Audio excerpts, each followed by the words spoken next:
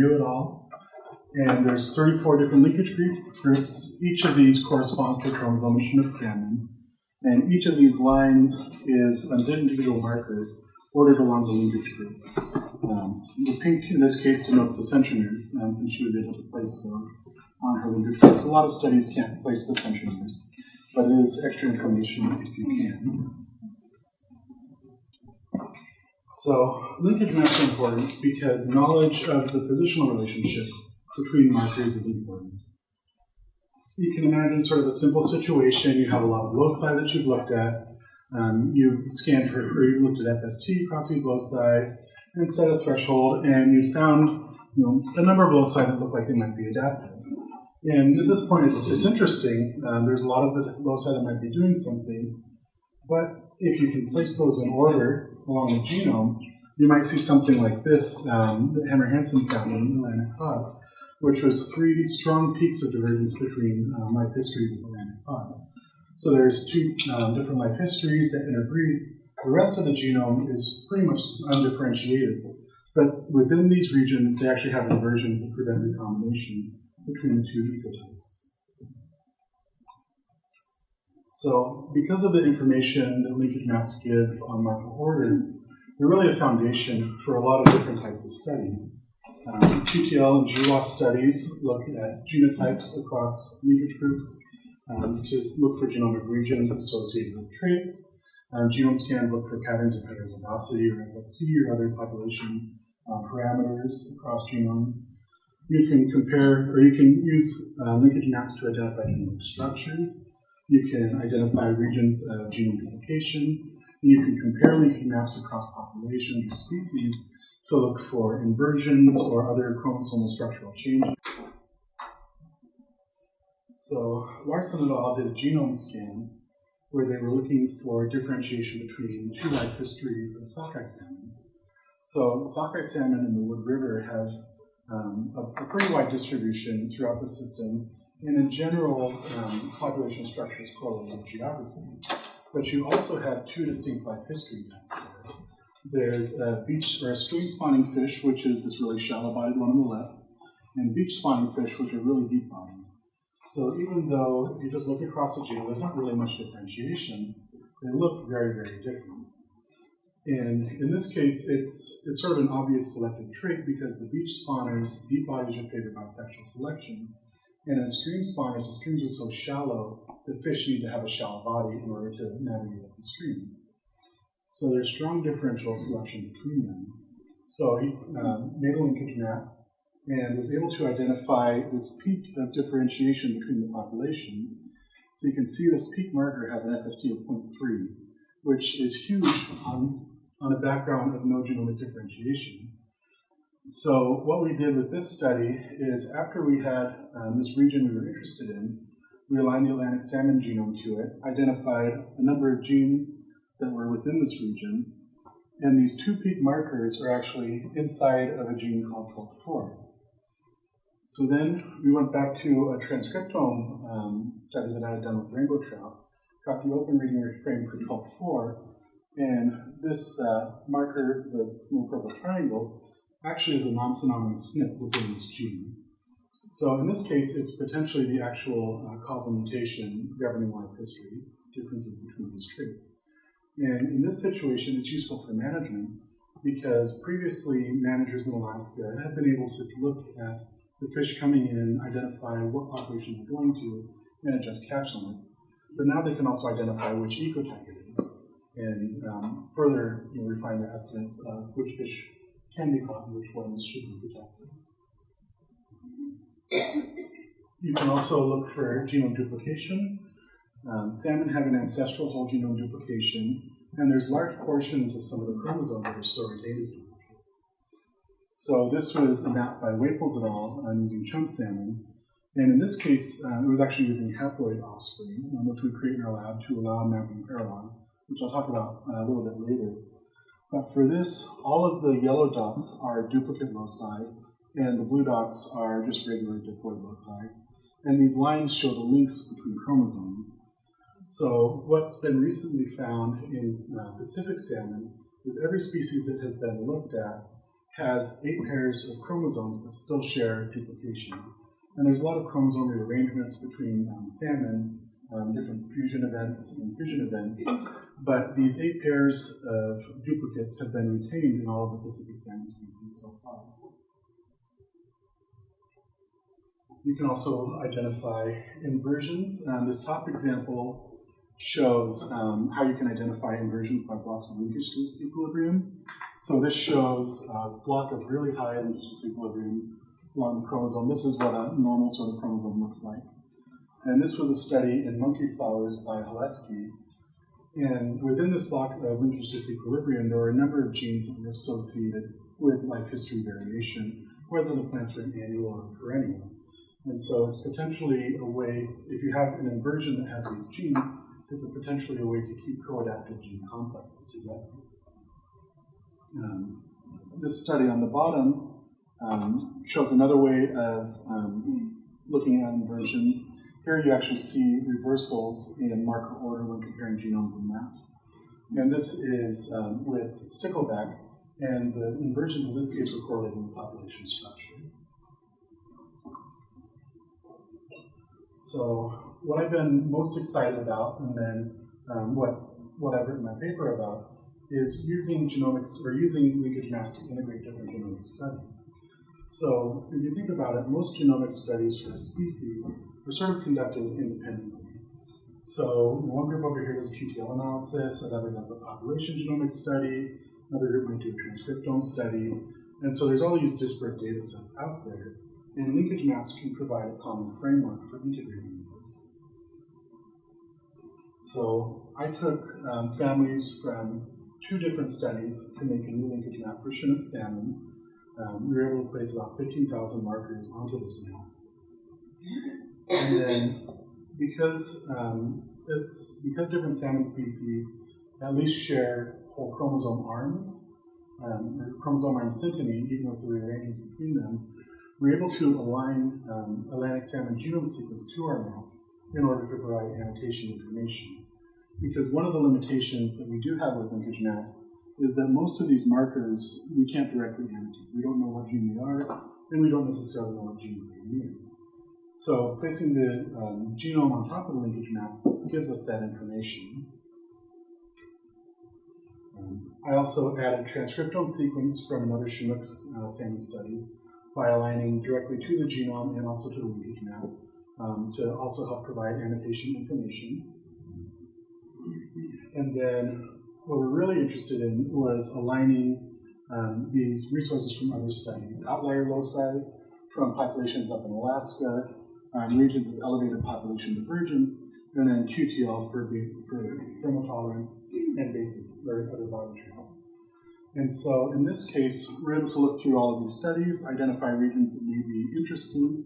And here we have a QTL of the same region as elevated population divergence.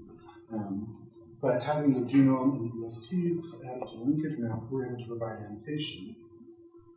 So by combining, and this is the whole map, but by combining these studies, we're able to get some new inferences. The 2 peaked QTL in the thermotolerance study, one of them had a heat shock protein under it, and the other QTL had the inhibitor for that heat shock protein. So it's pretty good evidence that those are both involved in thermotolerance in the species. We also found that within regions of elevated population differentiation in Chinook salmon, a lot of genes that were within those regions were involved in thermal tolerance and stress response. And the region we're looking in was a pretty wide area of Alaska that has different thermal regimes, it had different parasite communities with different florids, so there's all sorts of opportunities for different adaptations for different stressors within those populations. So next I'll focus on how linkage maps are made. And I'll be going back to some basic biology just to try to get everyone on the same page and try to provide the things to be aware of for constructing linkage maps. So linkage maps, like I said, use recombination order or use recombination information to order markers on a linkage group. And we get this recombination information by examining offspring within the family. And ultimately, the quality of the linkage map is going to be determined by the types of genetic markers that you use. Next generation sequencing will have many more markers than something like microsatellite studies. The type of mapping family, whether you're using diploids, haploids, backcross, chromosomal red lines. Also, the number of families that you have in a mapping study and the number of offspring per family. So, recombination is measured in map units, and more commonly called centimorgans. So, this is measured as the distance between genes for which one product of meiosis is recombinant. So, basically, if there's a 1% recombination rate, this is one map unit of 1 centimorgan. So, if you think about the maximum recombination rate for any two markers, it's 50%. That's the point at which it's just independent assortment. So the maximum length you can have between any two markers is 50 centimorgans.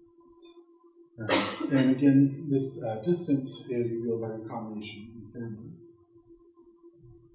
So if you have a parental chromosome, so one of these chromosomes has a big A and a big B, the other has a little a and a little b, we can look at the offspring meioses to measure recombination. So meiosis happens, recombination happens, and we end up with 4 possible gamete types in this. We have the 2 parental gamete types, and then we have 2 gametes where there's been recombination between these chromosomes. So when we calculate the recombination frequency, what we do is we look at the number of offspring that has each of these genotype combinations. And to get the recombination frequency, we take the number of recombinants, so 19 plus 21, and divide by the total number of offspring, which is 1,000 in this case.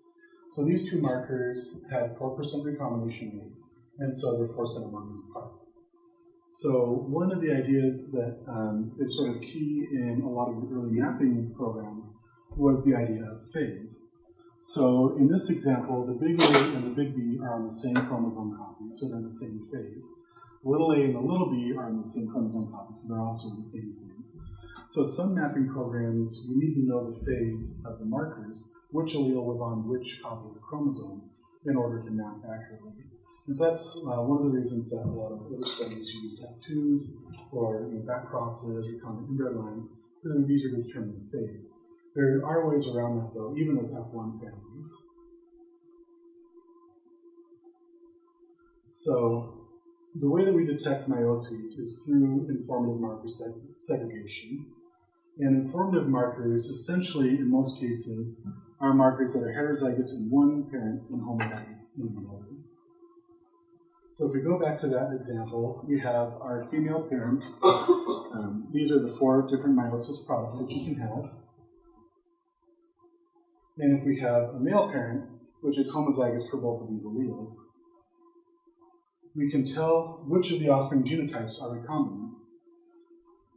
Either the little a, big B, little b, or the little a, big A, little b, are the 2 recombinants. So these 2 meiosis products are recombinants.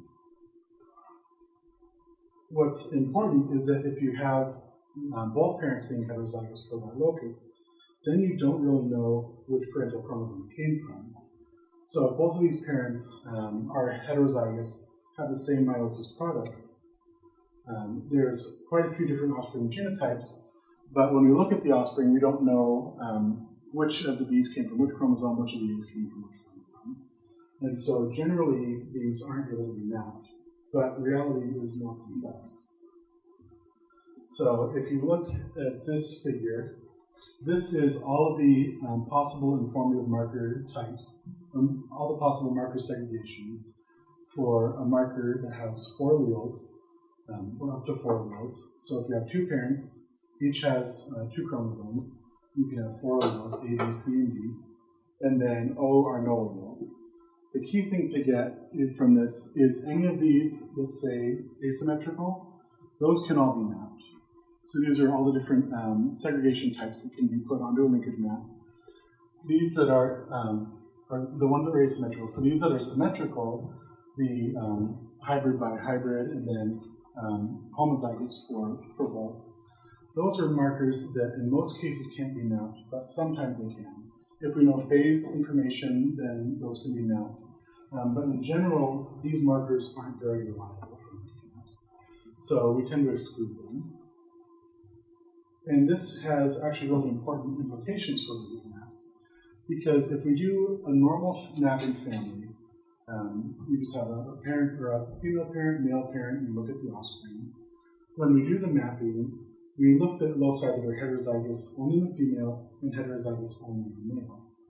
And so when we do that, we end up with a female map, and that's all the loci that are heterozygous in the female, and we end up with a male map, which is all the loci that are heterozygous in the male. And so with a single family, your two maps won't actually share any loci. And then these maps also ultimately measure recombination in each individual sex, which can be very different. And I'll show some examples of that. So, to assemble linkage groups, markers are grouped together also by recombination. Alleles for markers on the same chromosome should be inherited together, more often than expected by genes. Markers on different chromosomes should be inherited independently. So the A and the B loci, in this case, should tend to have alleles inherited together. The C and the D should have alleles inherited together. And the A and B genotype should have no relation to the C and D genotypes. So the likelihood that markers are inherited together are often given as a lot score. And this is just, and then likelihood thresholds based that use this lot score are used to group markers together. So one of the consequences of this is if you have a loose threshold, you can have unrelated linkage groups merged together. If you just have a few loci that by chance have similar inheritance patterns, then linkage groups can collapse into a single linkage group. And then if you use thresholds that are too stringent, you can actually end up fragmenting linkage groups and artificially splitting them. So this is how to calculate the log score. I wouldn't bother too much with this. Most programs do it automatically for you. But if you want the information, it's there. So this is an example of how varying these thresholds can change the amount of linkage groups that you get. So with Chinook salmon, 34 linkage groups is the correct number of linkage groups. There's 34 chromosomes, we should have 34 linkage groups. And in this data set, it's actually pretty robust. Varying the log threshold anywhere from 14 to 22, we get the right number of linkage groups. But if we go below 14, then we start combining linkage groups together. At the extreme end, if you use a log threshold of 1, every linkage group gets merged together. And then as we increase the log threshold up above 22, then linkage groups start splitting apart. In my experience with Chinook salmon, they usually tend to split apart at the centromeres for metacentral chromosomes. Those are what tend to split apart first. So once you have your linkage groups, or once you have markers combined into your linkage groups, then they're ordered within linkage groups. And so if you have a simple case with 3 different markers in a perfect world, you can measure the centimorgan distance between each of those marker pairs, and then you can use that to identify the order of the 3 markers. So it's conceptually pretty easy to do, but in reality, it's really complex. So this is a figure from Wu et al. Looking at how to combine multiple families for a linkage map. So it's a little hard to read, but markers aren't all shared between the families. And then sometimes there's differences in marker order. So in this case, this family has marker 4 up here marker 4 is down here. And so this can happen because of genotype errors, it can happen because segregation isn't always perfect. Sometimes one locus gets inherited more than another in different families. And so it really can be computationally difficult to try to order maps either within families and especially across families. So there's a few different expectations that we have for linkage maps that can help us to go out them. One is that linkage groups should correspond to chromosomes. So we should have ideally one linkage group for each chromosome. linkage group size is actually dependent upon recombination. So it's not necessarily related to physical size of the chromosomes. And recombination rates vary between species, between sexes, between chromosomes, and even along chromosomes. Recombination is not physical distance, which is a very important point to make. And they can be very, very different. Interference, which Fred talked about a little bit on Monday, will influence linkage group size. So if you have, so interference limits the number of recombination events per chromosome. So in a species with complete interference, you only have one recombination event per chromosome, and you end up with a maximum of 50 centimorgans per chromosome long. So an acrocentric chromosome should be about 50 centimorgans long, and a metacentric chromosome should be about 100 centimorgans. And in salmon species, there is near complete interference. So this is a good guideline for us to use to see if our linkage groups are looking correct or not. And interference varies heavily by species. So this is an example of the Chinook salmon map that I made on the left, and then a barley linkage map on the right. And you can see all of these chromosomes here are metacentric chromosomes, and they're near 100 centimorgans long. Most are a bit longer. These are all acrocentric. They're close to 50 centimorgans. In this barley map, one obvious thing is there's going to be fewer chromosomes. There's only 7. But also the longest are near 250 centimorgans. So there's much less interference in this species. This is an example of a sex-specific difference. So in Atlantic salmon, a female linkage map is on the left and a male linkage map is on the right. And you can see for some of these linkage groups, the actual distance is pretty similar. Chromosome 1 is actually pretty similar between the two linkages, or between the two maps. But there's a really striking difference in the distribution of markers along the linkage. And that's because of how recombination takes place differentially in male and female salmon. So this plot here shows the male centimorgan position on the bottom, or on the x-axis, and the female on the y. So you can see this whole 100 centimorgans of the female linkage map is within just a couple centimorgans of the male map, right in the middle. And the male map, the entire 100 centimorgans, is just in these few centimorgans at the very end. So in male salmon, recombination takes place heavily at the telomeres. And in female salmon, recombination is more towards the centromeres. And so there's very large differences in recombination position. So for salmon, because of this, and you can easily see there's not hardly any real distance information or real relationship on marker, information on marker order in the male map. There's much more information on marker order in the female map. So for salmon, most people just generate female maps and don't even bother with male maps. They're also much harder to assemble in salmon. In some species, you see the opposite. In some species, female map, or in some species, the male maps are desirable. But it's pretty common for recombination rates to vary across sexes. So for mapping studies, when we think about what type of mapping family to make, in our lab, the first consideration is do we want a haploid family or diploid family. We can produce haploid families in our species, and it's a pretty straightforward process. And there's some advantages to haploids. One of them is that haploids, well, so the next slide. So diploids are the norm for most species of interest. But for haploids, they naturally occur in some species. They can be produced in others. And the advantages are that with haploids, you have a lot less genotype error. In the absence of a duplicated genome, you just expect that all those are heterozygous. And so, if with that expectation, there's not going to be much genotype error there at all. Or they'll all be homozygous. Because of this, you can map more loci. If you remember what we were talking about earlier, loci that are heterozygous in both parents generally can't be mapped. If you have a haploid family, any locus that was heterozygous in the parent of that family can be mapped. And so we're able to map more markers. We can also map duplicate regions, which is important in salmon, not necessarily for other species. And we can also use haploids to place centromeres on linkage maps. So this is an example showing the difference between a female or a haploid and a diploid linkage map in Chinook salmon. And in this case, the diploid or the haploid parent was the same female parent of the diploid map. So the genotype was the exact same in the parent.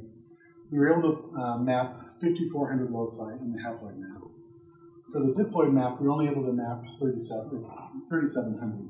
So we lost a lot of loci in the diploid map because of a combination of heterozygosity in the male parent and then not being able to map duplicate regions in salmon. The male map did have 3,500 loci for the diploid family, and of course there's no male map for the haploid family. So there is extra information for getting the male map, but in salmon, because male maps are difficult to produce and they tend to be unreliable, we actually couldn't get a successful map out of that, so it wasn't useful information anyway. If you do haploid families, you can also use them to place centromeres by plotting the recombination fraction. So this is an example of a metacentric chromosome, and when you plot the recombination fraction, you just plot it from either end of the linkage group, and for a metacentric, where they meet in the middle is where the centromere is located.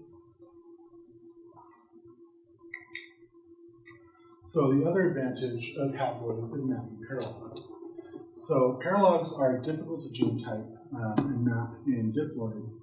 And if you think about it, there's 5 different genotype classes for a locus that has 2 copies.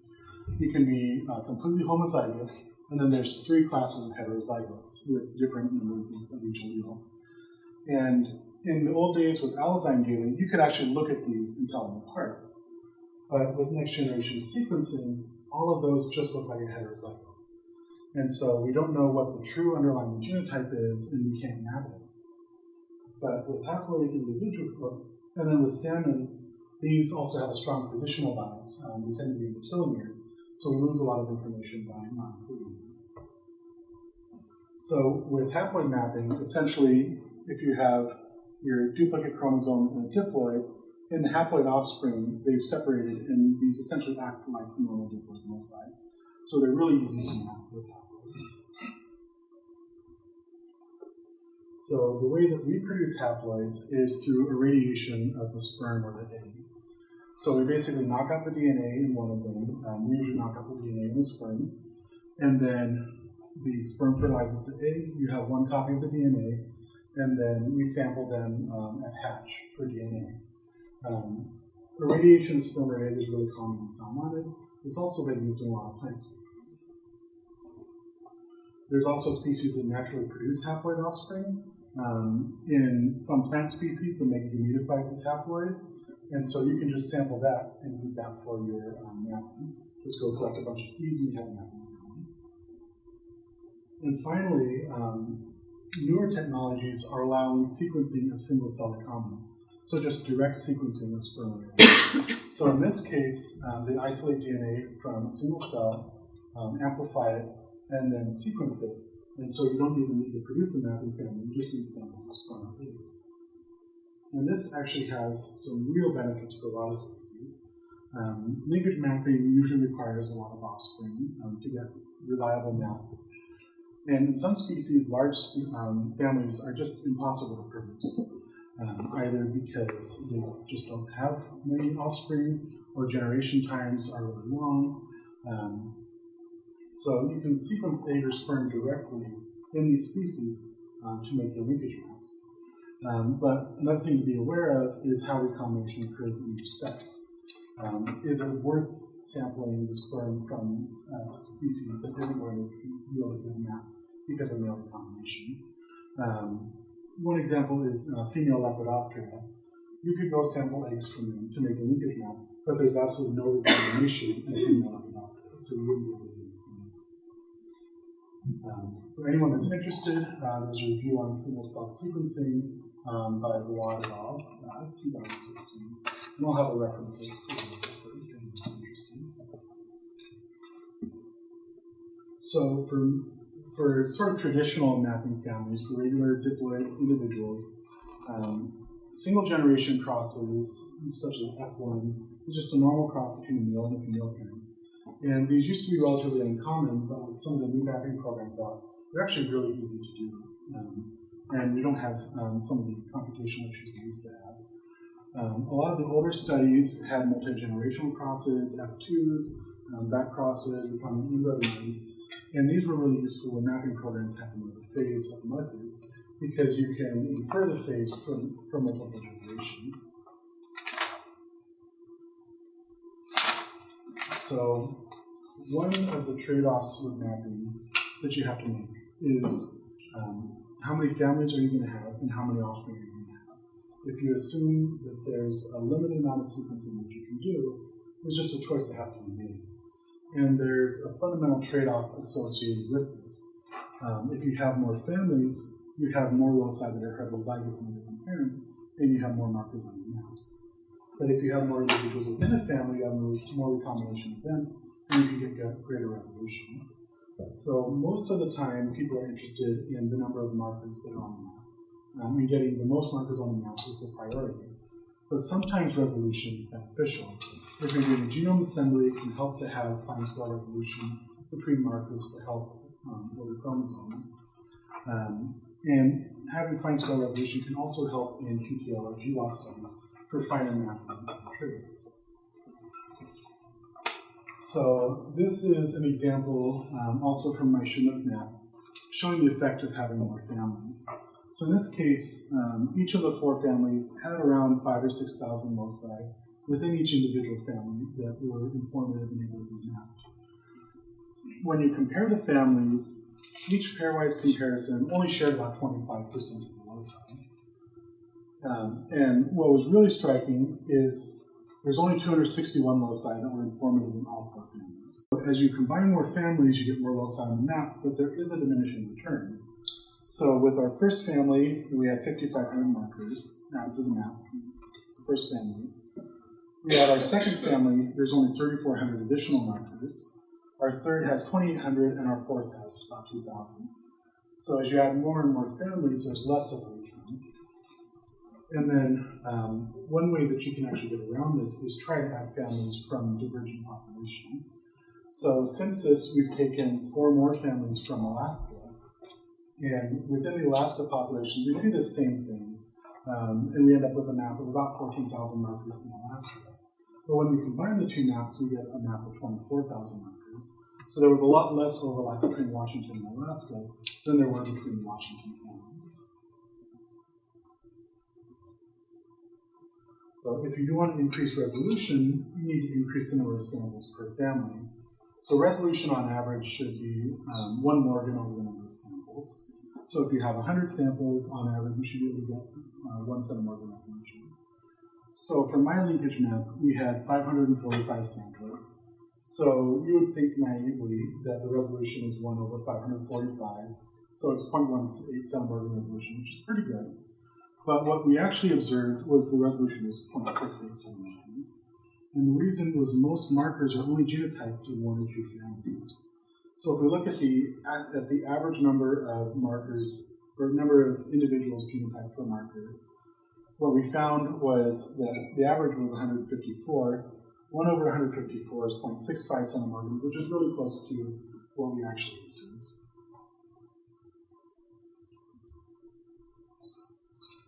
So if you want to build a linkage map, in summary, you really want to use the expectations of the organism to help you decide if your map is a good quality or not. How many chromosomes are in your species? Are you finding that number of chromosomes in your linkage map? If you have too many, it could be fragmentation. If there's too few, it could be over-merging.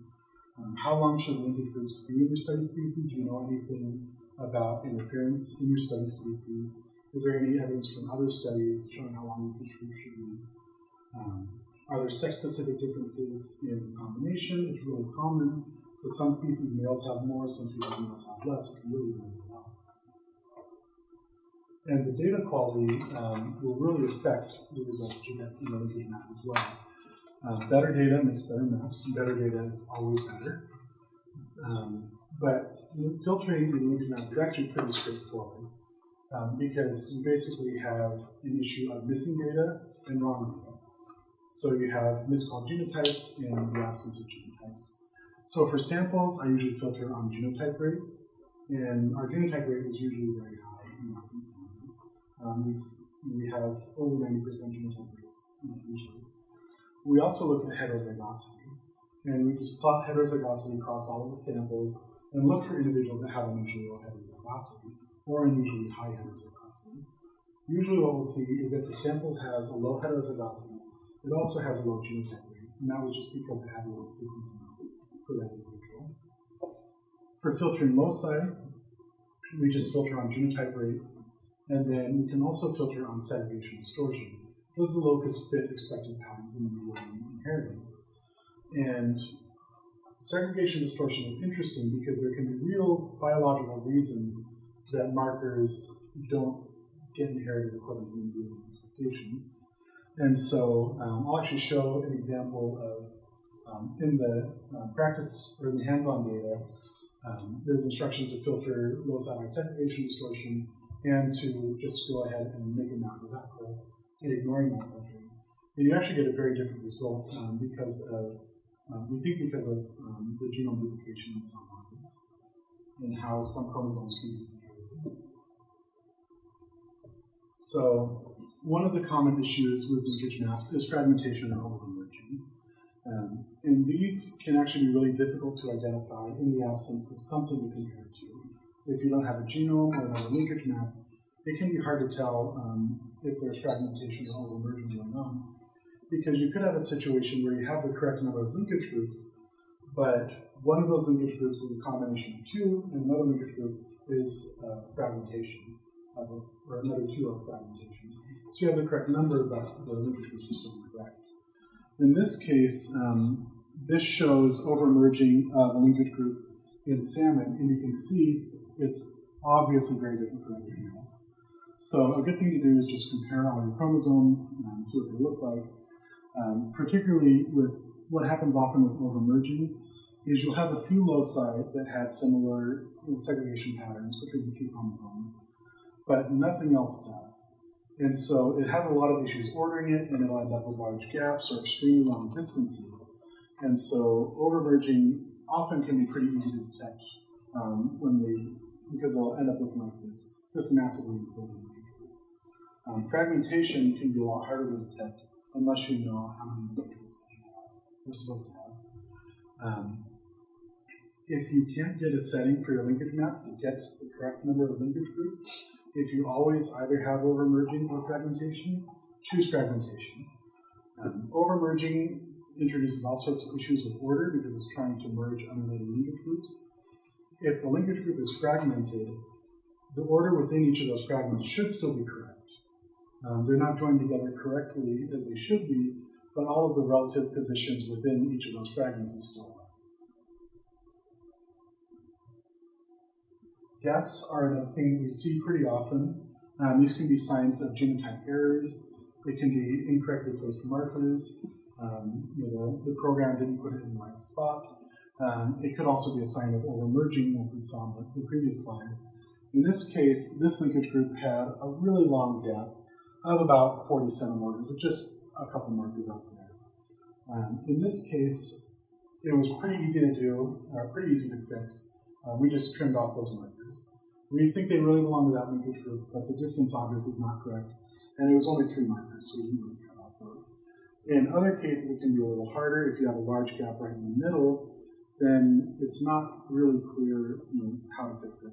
Then you can start going through markers one by one, see if any of those have signs of segregation distortion. Is there any evidence of incorrect genotypes? And sometimes it may be that you just end up splitting the linkage group in half and treating each half separately. So another issue can be unrealistic distances. So if you have expectations of how long a linkage group should be, based on biology, how do the links compare? In this case, the linkage group the linkage map on the left is a Chinook map that doesn't have duplicate loci on it. This one on the right does have duplicates, which are all pink. And the one on the left is essentially missing some of these large regions of the genome.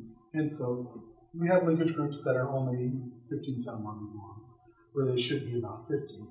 And so this is an example of a map that we know is too short, but we also have a reason that it's too short, because it's missing whole regions of the genome. This is an example of a map that's too long. So this is the exact same data, but two different mapping programs that we use. The one on the left, we have linkage groups that are over 300 centimeters. It's just way too long. So that was one that I made early on when I was doing linkage mapping. And what we used to do is we would make a map for each individual family. So we had 4 different families for this. We made a map for each family individually, and then we combined those with a program called merge map. And what happens is, when we look at each of the individual families, the distances match up with this. And it matched up with our expectations. 50 centimorgans for acrocentric linkage groups, 100 for metacentric. But when we started combining families, the distances kept getting longer and longer and longer. So we tried different combinations of families, adding in different orders, but basically every family that was added increased the length 30%.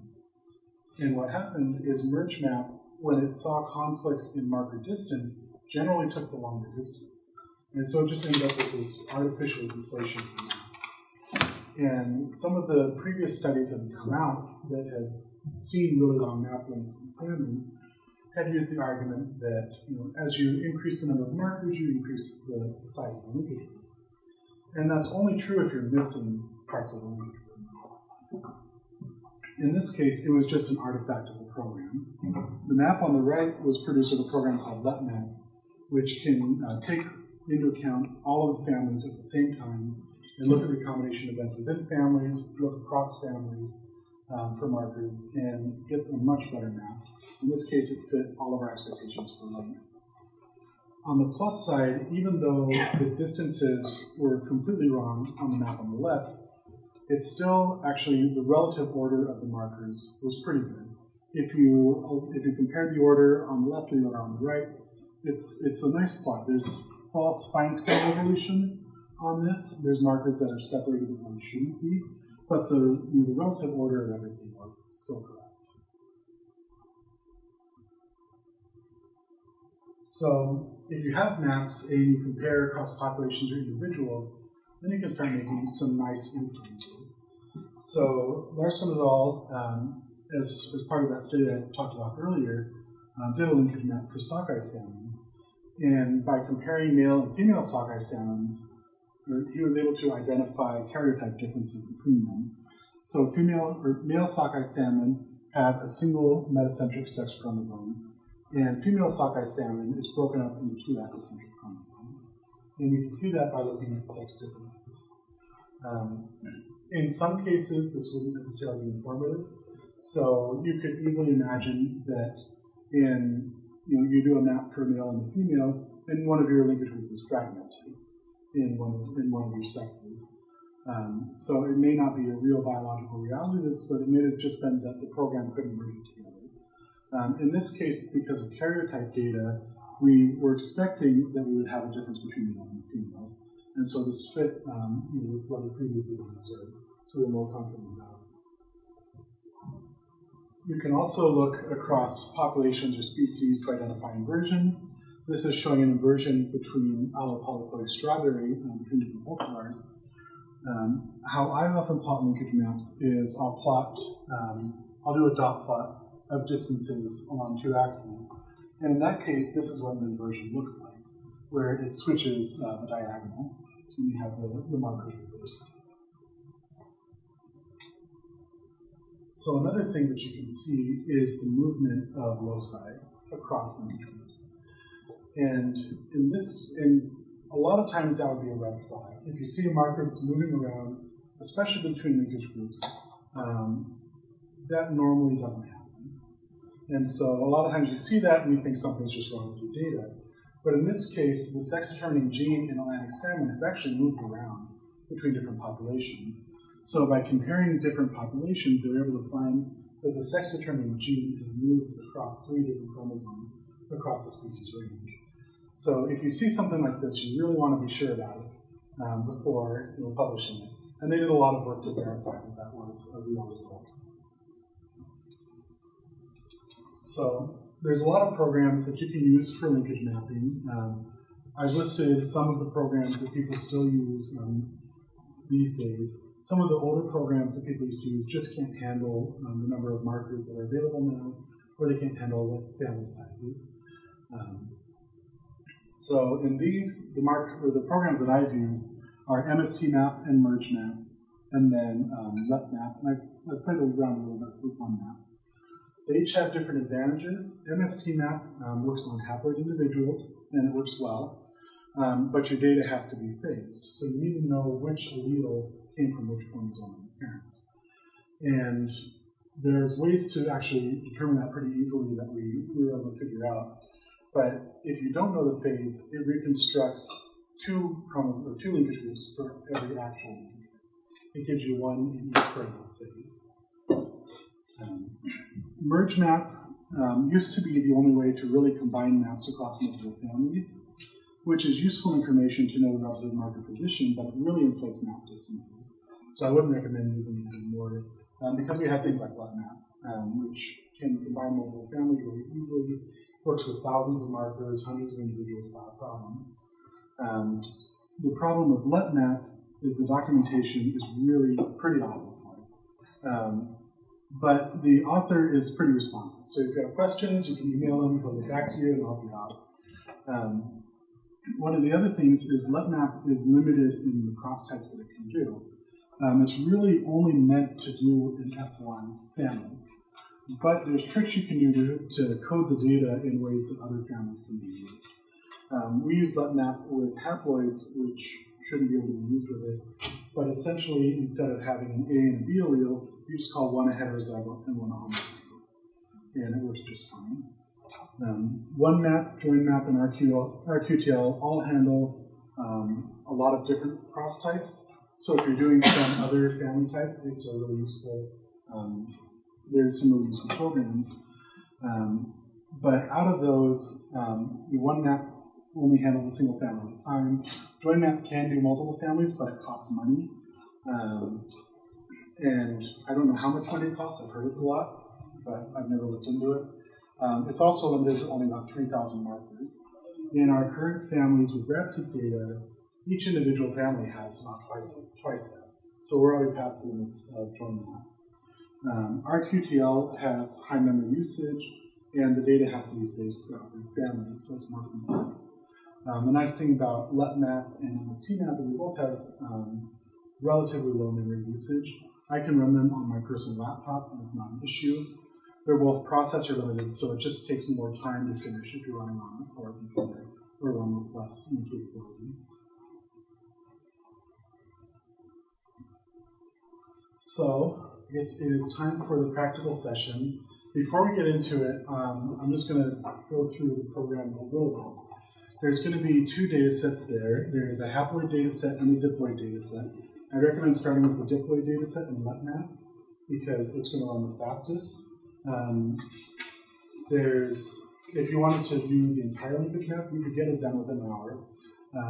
But you can at least so when you order chromosomes in LetMap, the shortest chromosomes go the fastest. So I have you start off with the shortest chromosomes. And you should be able to get a chromosome order within a few minutes for the short chromosomes for LetMap. So with LetMap, there's a few different modules for it. There's the filtering module, which allows you to filter markers for segregation distortion, missing data, presence in families. So you can, if you have multiple families, you can say you want this marker to be present in multiple different families or informative in those families. And you can also filter individuals for missing data. Then the other three modules are really where the work gets done. Separate chromosomes is what forms the initial linkage groups. It does this based on log thresholds, and it's very fast. So you can put in your parameters, choose a log threshold, run it, and within a few seconds, it'll have grouped your markers into linkage groups, and it will tell you how many linkage groups you have. I have some summary scripts in the handout that you can use to see how many markers are in linkage groups, how many linkage groups there are. And you can vary the log threshold, change parameters, and you get a pretty good idea of how the linkage map is behaving. So when you run it, separate chromosomes is what you use to determine how many linkage groups you have. So that's the first step. Join singles attempts to add the remaining markers to those linkage groups, but using lower log thresholds. And then finally, order markers is what actually orders the markers in each linkage group. And there's a description of each of these and how to run them in the handout. The input format for LetMap is pretty simple. It's called a linkage format, and I should have a link on the handout to the description of that format. So the first column, which is in the blue here, is the family ID. So if you have multiple families, you just list them sequentially. Then you have your sample. You list the sire and the dam first for each family. And then you have the sire of each cross. If it's the parents, they don't have a sire, so it's 0. The dam for each cross, and the same thing. If it's the parents, you just put in 0. You put the sex for each sample. This is really only necessary for the parents. If you know the offspring sex, you can put it in. If you don't know it, just put a 0. The next column is a holdover, because this was used for a different mapping program previously. They used to put in covariates such as different traits or morphologies to try to see where these were relative markers. So I just always put that as 0. And then finally, you have your genotypes for each of your loci. There's multiple ways that it can accept genotype coding. I've just coded it as a simple 1-2 system. 0s are missing data, 1-2 is a heterozygote, and then 2-2s and 1-1s are homozygotes. So one of the things to really be aware of when you run LetMap is that when you get the output, it'll have all your markers, all the orders listed for them, but the marker names are not the marker names you put in here. So the marker names that you get out of it are the order of the markers in here. So marker 1 on the linkage group is this. This is marker 2 and marker 3, and so on. And so it was really confusing the first time I tried to run it. I was trying to figure out what my locus names were. So what I always do is this first line, it's not actually necessary in the input file. You don't have to have it there. But I always have this first line, and then I just copy it out, I transpose it into Excel, and then I just autofill down to get the order for each of the loci. So it makes a nice lookup table. This is locus 1 in the output. That's locus 2, locus 3, and so on. And so it's a nice way to ensure that you're getting the correct names when you have the actual output. So if you want to get the full commands for each module of LetMap, you can just type in the command to run the module itself without any settings, any options. So LetMap runs through Java. It doesn't install like other sort of programs. You can have it anywhere on your computer. You just need to call Java and then tell where to look. So the way that it is set up in the virtual or in the Docker is if you type this in anywhere on the machine, it knows where to look for the LetMap program, and this will give you the settings for separate chromosomes. And the commands that I've included in the handout are all written like this. You should be able to run them from anywhere on that machine. If you want to run it, if you wanted to take this and run it on your own computer, or you wanted to run it somewhere else, you would have to change this part of the path, the bin code in bin. You would just have to look and see what's the file path for the separate chromosomes folder, or the separate chromosomes program in the folder. So there's a few specific commands that I have you look at in the handout. One of them is informative mask. This tells it whether to look for loci that were informative in the male parent. So these were heterozygous in the male parent and homozygous in the female. You set that with informative masking as 1. If you want to look at loci that were heterozygous in the female parent, then informative mask is 2. If you want to have loci that were heterozygous in both parents, then you set it to 3. And you can also just leave it off, and it will look at all loci. So certainly play around with that and see what happens. You set informative mask for each of the different modules in LetMap. So just keep it consistent as you're going through. Log limit sets the threshold for aligning the markers to linkage groups. So you'll use this in separate chromosomes to group your markers together in linkage groups, and then you'll also set it in join singles in order to join the additional markers. So play with that and see how many linkage groups you get out of it. Size limit sets the minimum size to include linkage groups in the output. So I've set it at 10, so any linkage group smaller than 10 markers isn't going to be output. When you run it, it'll show you how many linkage groups you discarded because they're too small. But you can try varying that around and see how many linkage groups you get out of it. And then I also have a haploid data set that you can run with MSTmap. And it turns out, well, it's a little more complicated with MSTmap because the input file I have in there now is meant to run through a whole pipeline for identifying paralogs and splitting it out, and then mapping the paralogs afterwards. So it's not formatted for MSTmap yet.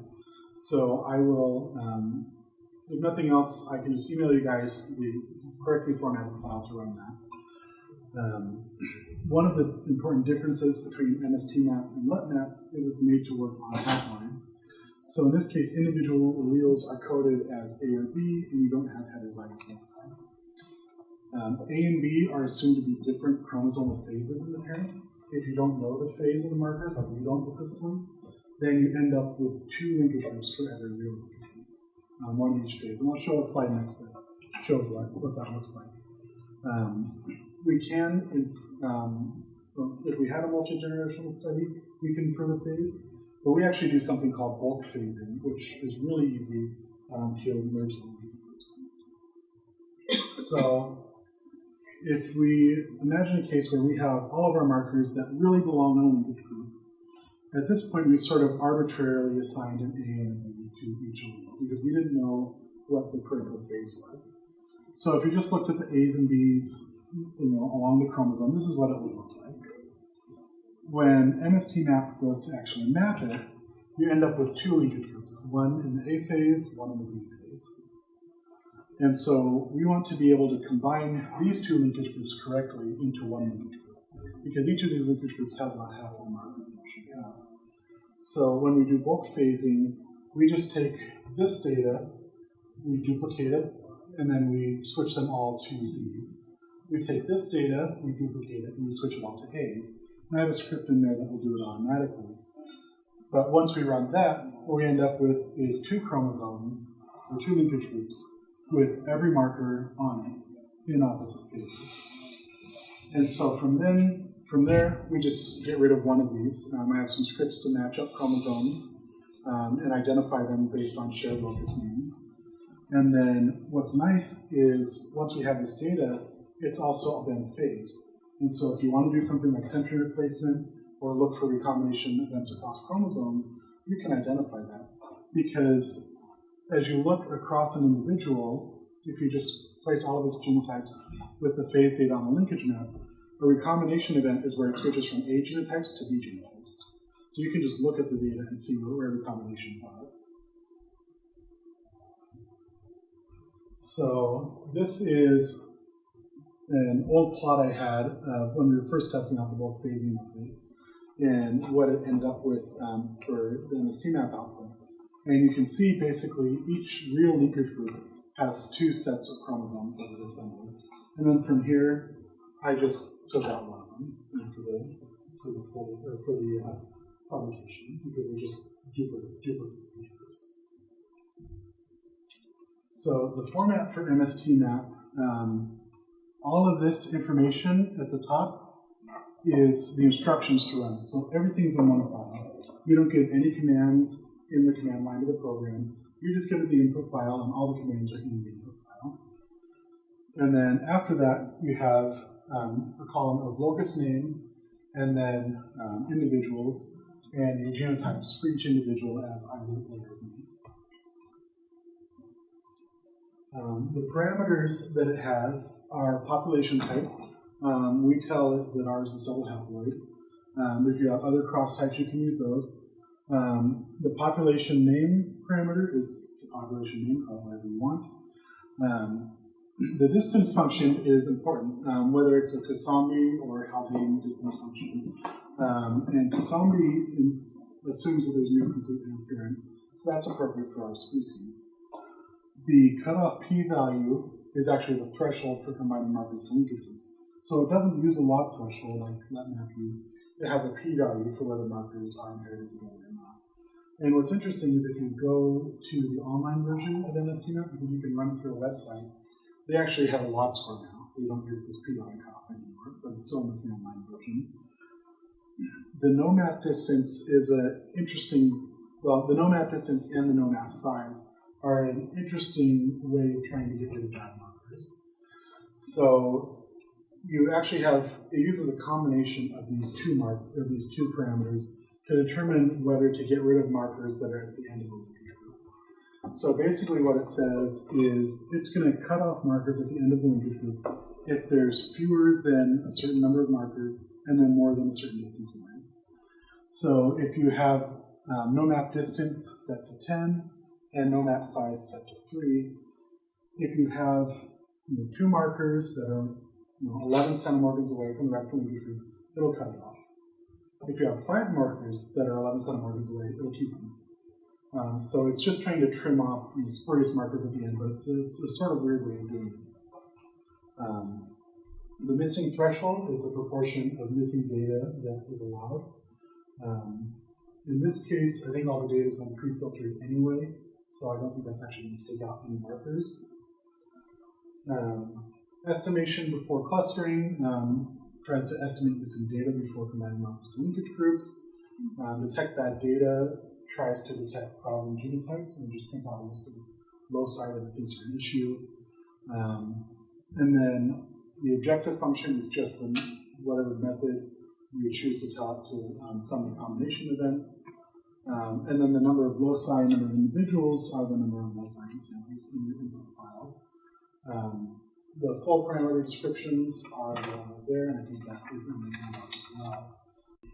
So if you want to run MSTmap, you basically just follow this example in the directory where MSTmap is. And the file, it's mstmap.exe, then the input file and the output file. The command should be in the handout. And the MSTmap program actually will probably take about an hour or so to run, which isn't bad, if you're trying to make a linkage map, but it's a little long for this. And I forgot to include an example of the output file, so I'll be sending that around as well, if you want to look at those. That is it.